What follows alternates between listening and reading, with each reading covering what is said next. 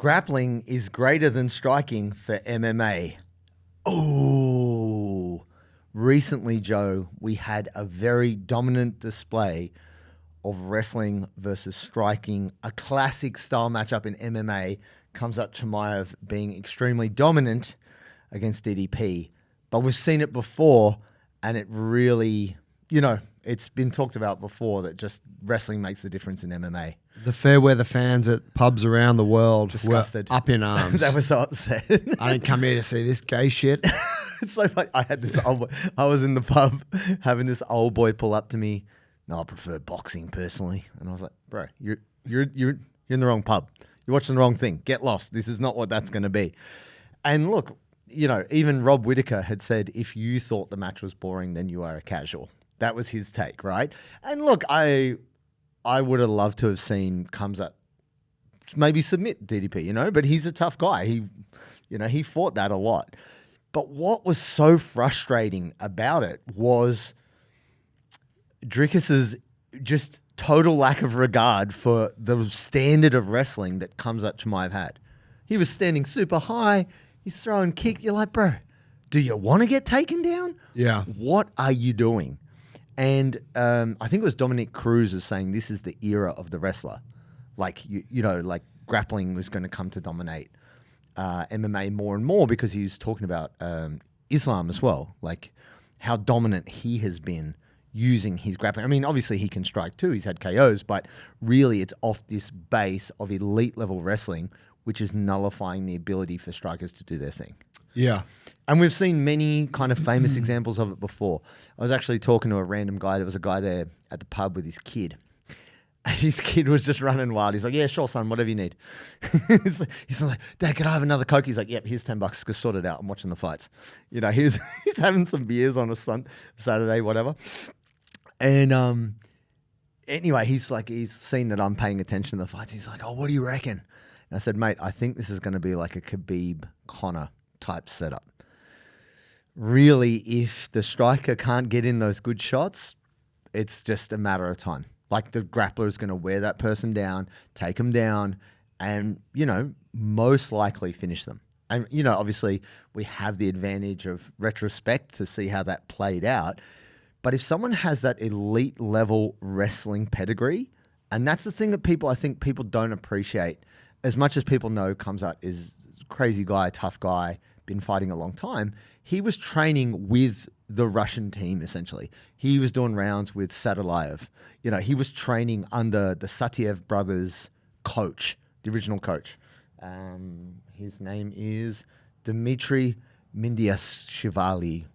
I'm saying that wrong. But yeah, like the legendary coach, right? And so... Maybe a Georgian. Well, I don't know. I don't think Could he's be Georgian. a fucking Georgian. I don't think he's Georgian. Anyway, I think it on says the he's Russian. And I think on the countdown, it actually, because it showed him he was training at this elite Russian facility, and he was pointing out Sadulayev and Satiev brothers, and then I think they showed a clip of him training with Satiev as an old man. Maybe Adam Busavir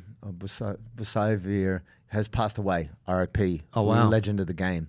But it might have been maybe Adam Satiev, his brother. Yeah, okay. But they're both legends, and I think this is the thing that we, don't get me wrong. When you look at like an elite level striker of any sort, it's taken them their lifetime to be that elite, Like it's taken them 20 years since they were boxing, since they were 8 or whatever it might be. But without a proper plan for the wrestling, it's just, you can't do anything without footwork. Striking is really based on that distance control and footwork and everything like that. And really, we've seen Khamzat shoot from, when he shot in on Rob Whittaker, he shot in from the other side of the cage. Yeah. And he shoots from such a distance. He's so fearless. He's not afraid to get kneed in the head. He's just like, yep, I'm coming in, I'm taking you down. Yeah. And then they talk about ride time or control time, where I think it was the second highest amount of control time in the history of UFC. 21 minutes, 40 seconds. Just on him. In a 25-minute fight. Just on him the whole time. Pretty absurd. Yeah. And look, I mean, how did you feel about that match, and what did you take from the kind of wrestling in that? I mean, I like the match. I think for anyone that's like mildly engaged in the sport, it's not just the fight, right? It's the whole context of it. Yes. And so contextually, it was fucking sick. Yes. You know, Khamzat did what you would expect Khamzat to do. And I was disappointed in Dricus because, and I mean, you know, the guy's obviously a great fighter, but just the fact that he had zero answer for the wrestling. Yeah. I thought I gave him, I was like, first 2 rounds, the strategy might be to let Khamzat like burn up a bit of juice in control positions. Because like holding that crucifix and shit, like none of that's easy, right? No. Yeah, and this is, the casuals don't get this, but to lie on top of someone in that way, controlling both of their arms and be able to fucking hold against a monstrous strong cunt like Dricus, that's so hard to do. Yes. And so, you know, people are like, why didn't he hit him? Why didn't he posture up and fight? You're like, because you lose the position. If you've been there, right. It's hard to be there. But I've never been there for that long because no one can really hold it on you. You know what I mean? Yeah. It's whereas you're like, he fucking held him there for the whole time. Anyway, I was disappointed because I thought maybe Dricus is going to try and help him burn a bit of gas in the first round, and then maybe he's going to do some shit. But like you said, he kept coming out tall, just letting him, like, just being taken down again kind of with ease. Yeah. So that was disappointing. But I reckon there's something like, I don't know. There wasn't even any jiu-jitsu, right? Like it's MMA. And so there was even some comments from a few commentators saying he didn't even go to like a guard. Like if you know you're getting taken down, well, at least a point of safety is not side control. Yeah. Even though there was moments of like kind of half guard, which was kind of half-assed. If he done something to put his legs between himself and comes up, like at least that would have provided some form of defense. Yeah. But there was none of that.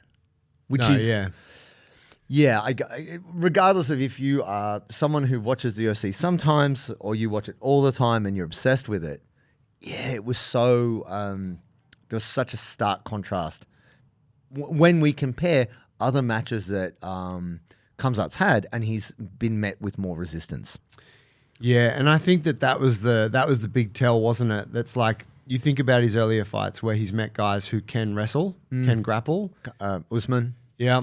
A lot of people talking about how well that fight has aged with Usman's ability to defend the takedown. Yeah. And hang with him. Yeah. And strike with, like, put some work on him. Yeah, and Usman took that, like, when he was on the downhill. And right? Yeah, I actually think the greatest challenge to Khamzat Chimaev has been Gilbert Durinho Burns. He dropped him. He also took him down. Gilbert Burns, who fights at lightweight, and obviously a multiple-time world champion, like gi world champion, 2 times no gi world champion, like one of the best no gi grapplers and super seasoned, beat the fuck out of like obviously took a beating too. You know, he took a lot of damage, but that was such a close fight. Yeah. You know, and so you look at that and you go, well, the only way to really challenge the pedigree of Khamzat's wrestling is someone that's got elite level wrestling and potentially jiu-jitsu as well. Yeah, you've got to be able to offer some kind of resistance against his number one skill set. I mean, you know, where Dricus, to give him credit, where he did offer resistance, he didn't let Khamzat choke him. No, that was good. He didn't let him fucking arm lock him or shoulder lock him in the crucifix, which is what you're like, all right, for. Fair enough. He did, you know, but I mean, whatever. You look at the outcome. Just a quick note on what it made me feel about Dricus. I just say this for you know maybe some other people feeling this. I didn't like Dricus when I first saw him. No, you know I don't think he's a polarizing character. And like the Dean of Mean, Keith Jardine, awkward, has an ugly style. Awkward. And you know you come if you appreciate guys like Anderson Silva or Alex Pereira or guys like Khamzat or Khabib like who have beautiful movement. Yeah, you look at a guy like Dricus and you're like, ooh, like it's ugly, right? But there was I feel like, at least for me and for a lot of people around me, we actually all started to appreciate Dricus a bit. You're like, fuck, the guy has a really ugly fighting style, but it's effective. Yeah. And like, look what he fucking, you know, look what he's done. Right? Like he fucking smashed everyone. And at least, you know, in all the fights preceding this one. And also I like his personality. I've come to appreciate him as a troll and as a, you know, just as a character. You're like, fuck, good on this guy. But when he lost in that way, I mean, it doesn't undo all the stuff I like about him, but you're like, fuck, maybe all that hype was just, maybe it was just hype. Maybe he wasn't, maybe it was just a flash in the pan in terms of this guy that was unorthodox with this rough style was able to fuck up a few of the top guys of that moment. But then, you know, he, as a fighter. But stylistically, the UFC is moving its pieces, right? We've got the elite wrestler over here. We're going to find out who's the elite striker over here, and then we're going to put them together. Yeah. You know, we do see this orchestration in the same way they kept... How did that, with who? Well, no, who is the elite level wrestler that Dricus has beaten? Yeah, no. Do you know what I mean? Like, yeah, no. So that's what I'm saying here, and you know, this is whatever. We're getting. I digress. But if you look at how the UFC builds up its champions, you know, like were they protecting him from that? 100%. Yeah. Or were the circumstances protecting him? Like, maybe. Yeah, was it just that, like all those top guys were like upright fucking strikers? Yeah, but that's, I mean, Rob, why did Izzy, they keep Strickland? Yeah, but why did they keep DDP away from Khamzat for so long? You know, like why didn't they meet sooner? Well, I think they probably never wanted Khamzat at the top, did they? Yeah, but I mean, it's just, well, I don't think that's necessarily true. I think he's probably proving to be more popular. And it's the same thing with Khabib. I mean, I don't think Dana ever wanted Khabib to be champion because Conor was his golden boy, right? But you've got to look at the numbers and you've got to go, you know, what did Khabib say? He said, Ireland, you know, 15 million, 30 million, Russia, 250 million. I kill you, I smash your boy, your little chicken, you know, like Khamzat has, it seemed, huge fan base in the in Chicago, which is where the fight was. Right. Like the level of cheering he was getting in Chicago was huge. And DDP was getting booed. And I don't know if it's just because he's got that villain troll persona, right? Yeah. But if we throw to someone like Khabib, who was very hostile towards Dana and the organization and kind of didn't give a fuck, but was just unstoppable. And actually what's funny is I've seen a highlight, or it shouldn't be a highlight. It's all of like Khabib's worst punches he's ever thrown. Oh, yeah. Where he just runs in and like completely like misses, but then somehow finds a way to the takedown. Yeah. You know, but the dominance of being able to control the fight. And we've seen it so many times. Like, you know, like even if we look at Bilal Muhammad against Leon Edwards. Leon Edwards, who's tough as hell, an amazing striker who beat Usman and then gets absolutely mauled. Beat Usman twice. Dude. I couldn't believe he beat Usman the second time. The confidence is... Yeah. It was, you could see the difference from the first to the second, I think. Yeah. But then, Bilal's just like, I'm just going to ragdoll this cunt. And just, I mean, maybe that was a bad night for Leon Edwards, but I mean, obviously it was a bad night, but like maybe he didn't look quite as good. But yeah, he just got controlled and mauled. And that's what we see with so many elite strikers. That's what Khabib did to everyone. Even if we're talking about Daniel Cormier, right? Oh, bro. I shared a highlight clip of DC on my Instagram because I fucking love watching that guy's like wrestling in MMA highlights. Yeah. He was just so fucking dominant. Yes. And yeah, he ragdolled everyone. Yeah. You know, even people that beat him, he still ragdolled them. Yeah, that's right. I mean, not Jones, but he ragdolled Stipe. But I think what people underestimate about John Jones is that his Greco-Roman wrestling is pretty elite. His clinch work's elite.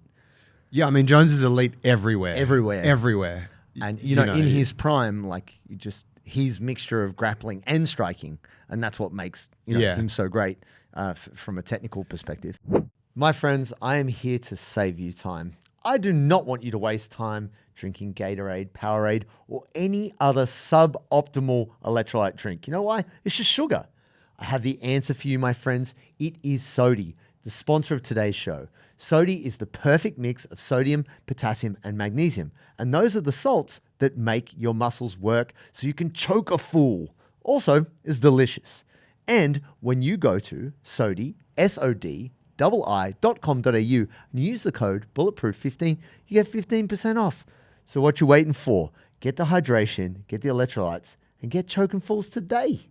Yeah, we were talking about this grappler-striker matchup, and it got me thinking. And I actually had a flash of it when Dricus, I think in the 5th round, when Dricus managed to get on comes out to back, and you're like, oh my God, I think there was 50 seconds left. Something going to happen here? Yeah, and it made me think Chael Sonnen and Anderson Silva. Oh, there's the matchup you've been asking for. Before that match, being the Oracle. No, I had said to a group of friends in Canada as well, I'd said, I actually think Chael Sonnen is the kind of rough and tumble brawler. He hasn't got the skill, but he's got that fuck you and the toughness that kind of stifles skill. Yeah. You know, I didn't know. I wasn't like a huge fan of his. I was a big Anderson Silva fan. I still expected Anderson to win. But I thought to myself, is this where the brawler beats the striker? And bro, Chael beat the shit out of him. Out of fucking Anderson in that match. I was like, God damn. He fucking crueled him for like four rounds and four and 3/4 rounds. Dude. Yeah. And then literally, and for those that didn't see it, Hail Mary. Anderson Silva pulls out a triangle from guard. Dude. Like in the last 20 seconds. And you're like, if Chael Sonnen had just poshed it up and stood out of the guard and just walked around the ring, that would have been it. Yeah. That would have changed the trajectory of history. He was so tired. It was so It was outrageous. But yeah, I mean, you know, look, the counter to this dominance thing is then you see a guy like Alex Pereira. Sure. And of course he hasn't. I didn't even see the Ankalaev fight, but there wasn't a lot of takedowns in it, right? No, but you've got to say that like Ankalaev has superior grappling. Like just he has not the same pedigree as like Islam or but he's trained with the best Russian wrestlers in the world. Yeah. But he also has heavy fucking hands and a concrete chin. Yeah, right. So that really dictates what happens. Like he'll take the shots, he'll throw the shots. You can't take him down. Like I think this is the thing that what we're underestimating here, because I know that there's plenty of my friends out there kickboxing and boxing aficionados. Shout out Kyle. He loves boxing, even though he's not that good at boxing. I don't know if he's going to hear this. He just always sends me boxing clips. I love watching rugby league and I'm shit ass at it. Yeah, whatever. You're a fan. That's cool. But he's always like, yeah, elite level boxing. I'm like, no, dude, like elite level boxing is predicated on your ability to stay on your feet. There's no elite level boxing when you're on your back. Like it's fucking nowhere. And it's that idea that the wrestling dictates where the fight is. And if you've also got hands where you're like, well, I want to stand and bang. Well, you can't take me down. This is bad for you. So I think it's this idea of being able to control the fight, which it's just been so underestimated because the UFC rewards the knockouts. Yeah, I mean, if you look at guys like Justin Gaethje, who's a great wrestler in his own right and has great hands. And because he has great wrestling, he can just choose to throw hands the whole time. Yes. He's got excellent takedown defense. And so he shuts that shit down and he forces his opponent to stay on their feet. Now, obviously, Khabib came in and just wrestled the fuck out of him. Sure, but that's like another level up. Yeah, that's right. But so, yeah, it's almost like if you have that wrestling base, it buys you the privilege of, no, I'm just going to keep it on the feet today, thanks. Sure. Yeah, and I mean, look, there's always exceptions to the rule. Like, for example, like Bo Nickel, right? Everyone was like really hyping up Bo Nickel, and then he took a bunch of knees to the body, which buckled him. Yeah. And then he got fucked up, right? Is that Doridio? Fucked him up? I'm not sure, actually. Maybe. Please check. I can't remember. I remember watching the match and just seeing him eat those knees. And I was like, oh, my rib cage. I was like, oh, fuck. And, like Bo Nickel is like elite level wrestler. But that's the thing. It's like, obviously, strategy is what it's all about. But if we're looking at submission versus KO, really the UFC rewards the KO. The fight of the night is always the spinning elbow or the flying knee, right? Because everyone's like, whoa. Yeah. Even though we'd love to see a finish, and I was really hoping that we'd see a finish in that match because I thought that could happen. Dricus is too tough on that. Ultimately, it's so much more of a grind. It's so much less spectacular. Oh yeah, the work to make that happen. Yeah. So even though it's not sexy, it doesn't lend itself to a highlight. No, even though you do see highlights of people finishing, even Dricus finished. Well, the submission does, but the wrestling control ride time doesn't. No. Yeah. And I mean, only if you see a spectacular takedown do people go, whoa. Yeah. Immaculate. But I think there's so many examples of when someone has comparable striking, or maybe they're not as good as this striker. Like fighter B is not as competent as fighter A, but good enough to not get knocked out, that then the wrestling plays a part. And I think you saw this when Nate Diaz beat Conor. I think you saw this when Rafael dos Anjos beat Nate Diaz. Oh, yeah. Just absolutely took him for a fucking ride. We And were talking about that before. That was peak Dos Anjos on the gear, wasn't it? juice to the nines.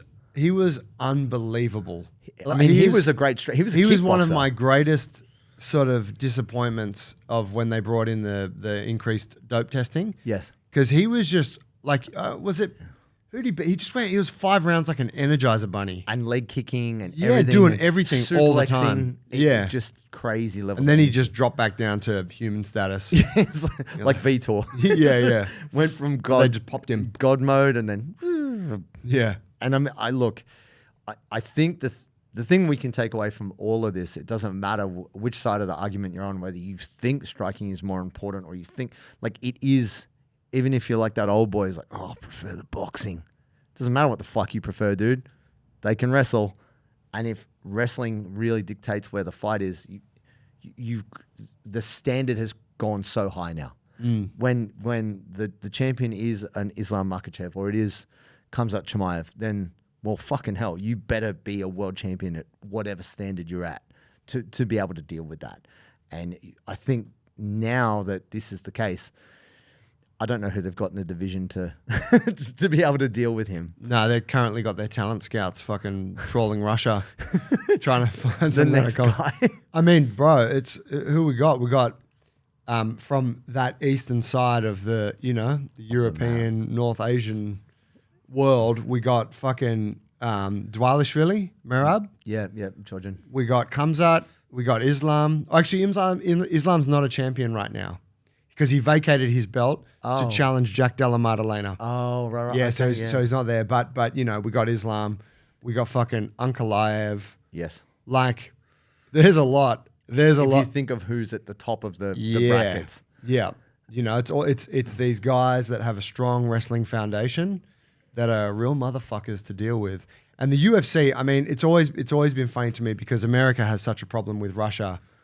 Well, I think actually Big D had to step in and make a special pardon for Islam to be able to for Khamzat to come back to the US. Big D?